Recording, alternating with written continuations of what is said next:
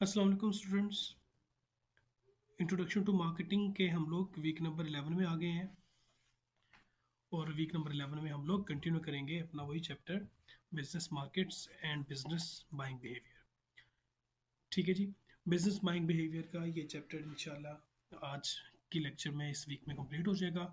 और जब हम लोग कंज्यूमर और बिजनेस दोनों मार्केट बिहेवियर्स अंडरस्टैंड कर लेंगे तो उसके बाद फिर हम लोग मज़ीद जो मार्केटिंग के पर्सपेक्टिव्स हैं और मार्केटिंग के जो मज़ीद टर्म्स हैं हम उसको अंडरस्टैंड करने की कोशिश करेंगे आने वाले वीक्स में।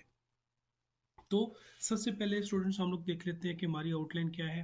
सबसे पहले हम लोग देखेंगे कि कौन कौन से पार्टिसिपेंट्स इन्वॉल्व होते हैं बिजनेस बाइंग प्रोसेस के अंदर। जैसे कि हम लोगों ने पिछली क्लासेस में पढ़ा है कि जो बिजनेस बाइंग प्रोसेस होता है उसमें एक बंदा इन्वॉल्व नहीं होता, they are multiple individuals who are basically influencing the decision making of a business। फिर major influences on business buyers हम देखेंगे कौन कौन से ऐसे कैरेक्टरिस्टिक्स हैं, कौन कौन सी फोर्सेस हैं जो कि आपके डिसीजन को इन्फ्लुएंस करती होती है। उसके बाद फिर हम लोग बाइंग बिहेवियर का प्रोसेस भी पढ़ लेंगे, शुरू से लेकर आखिर तक जो प्रोसेस के स्टेप्स हैं वो हम लोग पढ़ेंगे। उसके बाद हम लोग इंटरनेट परचेजेस जो है या इंटरनेट बाइंग या इंटरनेट बिजनेस या इंटरनेट ट्रांजैक्शंस ये भी हम लोग ई प्रोक्योरमेंट में पढ़ेंगे। उसके बाद फिर हम लोग देखेंगे कि जब हम लोग बिजनेस परचेज की बात करते हैं तो बिजनेस के बाद कुछ और इंस्टीट्यूशनल और गवर्नमेंट की मार्केट्स बन जाती हैं। और जब गवर्नमेंट की मार्केट्स के चूंकि थोड़ा सा अलग तरीके से उनको डील करना पड़ता है तो वो भी हम लोग थोड़ा सा इसमें डिस्कस कर लेंगे। ठीक है जी। ये तमाम के तमाम टॉपिक्स हम लोगों ने पढ़ने हैं इस वीक में। अब आगे चलेंगे जी। आगे सबसे पहले हम लोग देखेंगे कि कौन कौन से लोग हैं जो कि पार्टिसिपेंट्स हैं हमारे बिजनेस परचेज के अंदर। तो पार्टिसिपेंट्स ऑफ बिजनेस परचेज या पार्टिसिपेंट्स ऑफ बिजनेस बाइंग के अंदर कौन कौन लोग पार्टनर्स हैं। सबसे पहले वो पार्टिसिपेंट है जो प्रोडक्ट को यूज़ करेगा। अगर आपने कोई प्रोडक्ट खरीदनी है, जिस प्रोडक्ट को आपने प्रोसेस करना है, तो जो शख्स यूज़ करने वाला होगा उस की पार्टिसिपेशन सबसे ज़्यादा इंपॉर्टेंट है क्योंकि ये बंदा इस प्रोडक्ट को इस्तेमाल करने वाला है।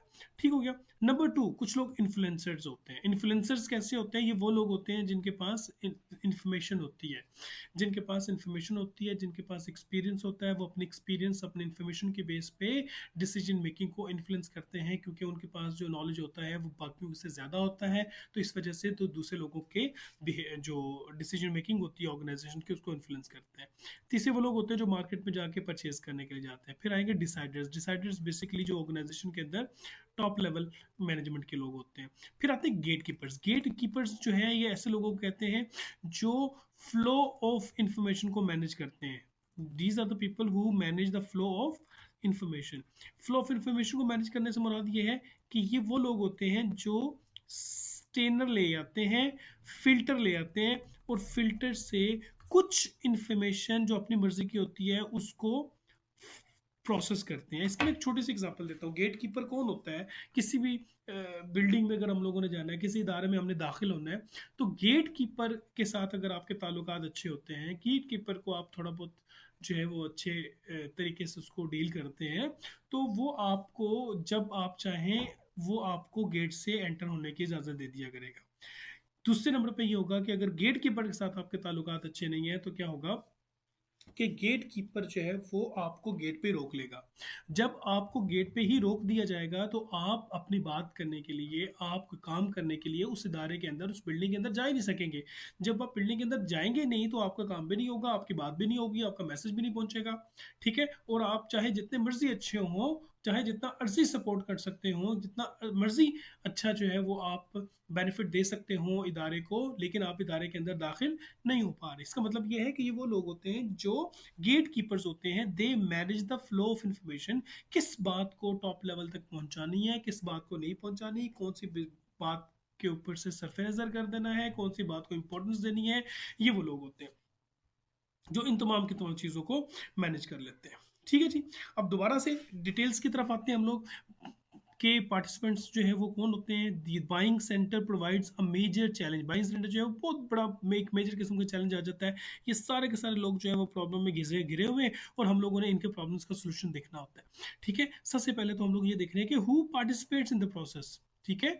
कौन कौन ऐसे लोग हैं जो कि पार्टिसिपेट कर रहे हैं डिसीजन मेकिंग प्रोसेस के अंदर। जाहिर है जब हम लोगों ने कुछ परचेज करना है तो हम दो रीजंस होती हैं हमारी परचेज करने की, या तो हमें कोई प्रॉब्लम है उसके सोल्यूशन ढूंढने के लिए कोई ना कोई चीज़ परचेज कर रहे हैं, या तो ऐसा है कि हम लोग अपने रोज़मर्रा की जो एक्टिविटीज़ हैं उन रोज़मर्रा की एक्टिविटीज़ को पूरा करने के लिए कोई ना कोई नई परचेज कर रहे होते हैं। ठीक है जी। दी रिलेटिव अथॉरिटी, सबसे पहले तो देखना होगा कि कौन कौन से लोग इन्वॉल्व होते हैं। सबसे पहले तो अथॉरिटी इन्वॉल्व होती है, वो अथॉरिटी जो कि रेलिवेंट होती है। रेलिवेंट रिलेटिव अथॉरिटी का मतलब, रेलिवेंट अथॉरिटी का मतलब क्या होता है? मिसाल के तौर पे हम लोग जब मैनेजमेंट में पढ़ते होते हैं मुख्तलिफ किस्म के ऑर्गेनाइजेशन के अंदर, हम पढ़ते होते हैं डिपार्टमेंट्स। तो जाहिर है जी जिस डिपार्टमेंट में कोई प्रॉब्लम होगा तो उसी डिपार्टमेंट की जो अथॉरिटी होगी, यानी कि जो एचओडी होंगे, वही एचओडी होंगे या डिपार्टमेंट के हेड होंगे या डायरेक्टर होंगे या वहाँ के जनरल मैनेजर्स होंगे, कोई भी इनकी जो है ना वो डेजिग्नेशन हो सकता है, वो इसको स्टार्ट करेंगे, वो पार्टिसिपेट करेंगे डिसीजन मेकिंग प्रोसेस के अंदर। फिर what evaluation criteria each participant uses, फिर वो जो पार्टिसिपेंट्स जो हम लोगों ने भी ऊपर पढ़े हैं, ये सारे के सारे पार्टिसिपेंट्स, इन तमाम के तमाम पार्टिसिपेंट्स का जो क्राइटेरिया है इवेल्युएट करने का, अंडरस्टैंड करने का कि आखिर ये वो रीजंस हैं जिनकी वजह से हम अपने प्रोडक्ट जो है वो परचेज करना चाह रहे हैं। ठीक है, और उनका वैल्यूएट करने का तरीका वो क्या होगा। फिर तीसरे में आएगा कुछ इनफॉर्मल पार्टिसिपेंट्स होते हैं। ठीक है, उसके बाद फिर हम लोग यहाँ पे आ जाते हैं, एक एक जो पार्टिसिपेंट होगा उसको हम लोग थोड़ा सा डिटेल में पढ़ने के लिए। तो सबसे पहले हम लोग पढ़ेंगे यूजर्स। यूजर्स कौन होते हैं? थोड़ी देर पहले मैंने बताया, ये वो लोग होते हैं जिन्होंने एक्चुअली वो सर्विस को या उस प्रोडक्ट को इस्तेमाल करना होता है। ये सबसे ज़्यादा इंपॉर्टेंट होते हैं, ये सबसे ज़्यादा इंपॉर्टेंट। एक छोटी सी मैं एग्जांपल अगर आपको दूं, अगर हम लोगों ने ऑर्गेनाइजेशन, अगर हम लोगों ने सफाई का काम करना है, ठीक है, अगर हम लोगों ने सफाई का काम करना है, हमने मॉब्स लेने हैं, हम लोगों ने कुछ केमिकल्स लेने हैं, जिन केमिकल्स को इस्तेमाल करके हम लोगों ने अपने साकुत पे फर्श की सफाई करवानी है, तो वो बंदा जो स्वीपर होगा, वो बंदा जो हमारी सफाई करने के अमल में शामिल होगा, हम उसको, चूंकि उसने तमाम के तमाम प्रोडक्ट्स यूज़ करनी है, तो उससे मशवरा लेंगे कि बताओ कौन सी प्रोडक्ट्स हम लेके आए जिनको इस्तेमाल करने से हमारे फर्श जो है वो साफ़ हो जाएंगे और उसके बाद जरासीम से पाक हो जाएंगे। ठीक हो गया। तो ये एक छोटी सी एग्जांपल दे रहा हूँ। इसी तरीके से जब हमारे बड़े बड़े लोग होते हैं, उनसे पूछते हैं कि आपने कौन कौन से टास्क परफॉर्म करने हैं, ये टास्क जो है वो कौन से लेवल या कौन से स्टैंडर्ड की मशीनरी जो है वो मशीनरी जो है उससे हम लोग ये स्टैंडर्ड्स और ये लेवल जो है, कुछ से लेवल स्टैंडर्ड की मशीनरी जो है वो इन टास्क को पूरा करने के लिए हमारे काबिल होगी और हम वो कंप्लीट कर लेंगे। तो द वन एंड ओनली, तो sorry, the first person who is more important in the decision making process is the user. ठीक है, जो प्रोडक्ट हम खरीद रहे हैं किसने इस्तेमाल करनी है, हमने देखना होगा, हमने उससे पूछना होगा और उसकी इनपुट लेंगे, ताकि हमें मालूम हो कि जो प्रोडक्ट हम लेके आ रहे हैं वो इस्तेमाल करने वाला सही तरीके से इस्तेमाल करेगा और हम लोगों को बेनिफिट मिलेगा, हमारे लिए एक नई लायबिलिटी क्रिएट नहीं हो जाएगी। ठीक हो गया। जब ये हम लोगों ने पढ़ लिया तो फिर आगे चलेंगे हम लोग इन्फ्लुएंसर्स। इन्फ्लुएंसर्स वो लोग होते हैं जिनके पास इन्फॉर्मेशन ज्यादा होती है, जैसे थोड़ी देर पहले मैं बताया कि they have more knowledge, they have more information. ठीक है, उनके पास ज़्यादा स्पेसिफिकेशंस होती हैं प्रोडक्ट्स के बारे में, चूंकि उनके पास इंफॉर्मेशन होती है, ऑल्टरनेटिव्स के बारे में इंफॉर्मेशन होती है, और ये वो लोग होते हैं जो ऑल्टरनेटिव्स को इवेल्युएट कर सकते हैं, समझ सकते हैं कि ये वाली मार्केट में इस कंपनी की प्रोडक्ट जो है, मिसाल के तौर पे मैं एग्जांपल अगर आपको दूं, कोई एक प्रोडक्ट है जिस प्रोडक्ट को खरीदने के लिए आपके पास जो कंपनीज अवेलेबल हैं, जो सप्लायर्स अवेलेबल हैं, वो मिसाल के तौर पे एक से ज़्यादा है। मिसाल के तौर पे ए भी है, बी भी है, सी भी है, डी भी है, चार सप्लायर्स हैं। अब जब आपके पास चार कंपनीज हैं जो एक प्रोडक्ट आपको दे रही हैं, तो आपने फिर इवेल्युएट करना है।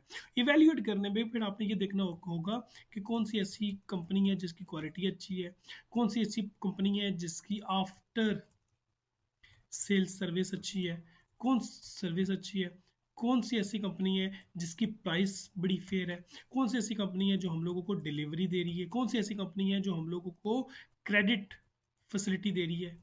ठीक है, तो ये तमाम की तमाम चीज़ें देखने के बाद हमने इवेल्युएट करके किसी एक कंपनी को चूज़ करना है। जब हम लोग इवेल्युएट करके किसी एक कंपनी को चूज़ करेंगे, तो इसका मतलब ये हुआ कि ये एक बहुत ज़्यादा सोच समझ के काम करने वाली अमल है।